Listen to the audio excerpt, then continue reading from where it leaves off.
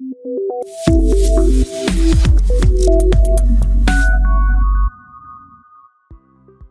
part 1, we learned that pointers store addresses of variables.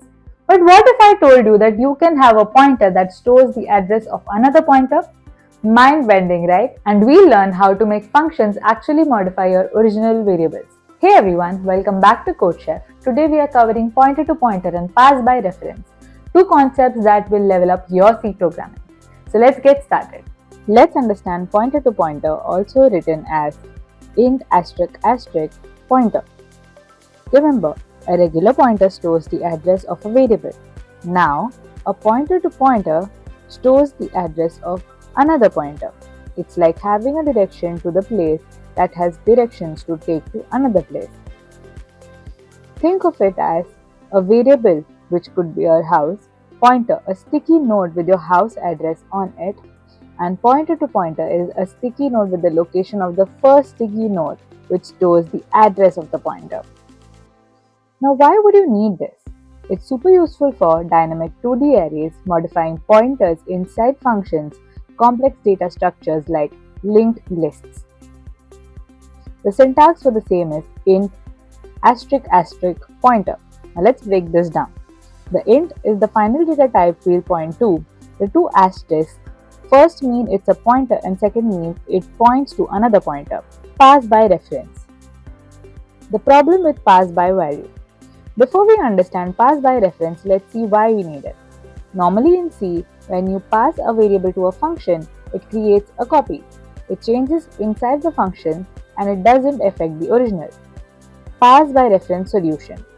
Pass by reference solves this by passing the address instead of a value. Now let's combine everything pointer to pointer and pass by reference in a combined concept code. Where we started with our standard input output library. Now here this accepts pointer to pointer and static in storage creates static storage that survives after function ends. This line stores the value in storage and asterisk pointer is equal to ampersand storage makes the original pointer point to storage.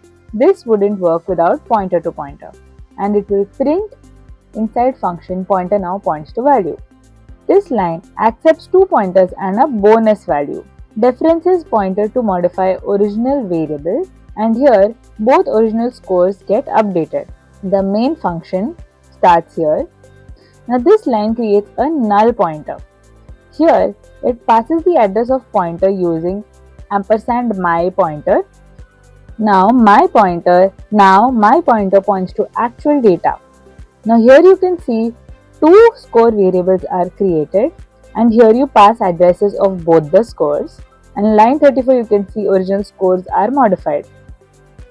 We complete the code with the return 0 and closing bracket and run the program.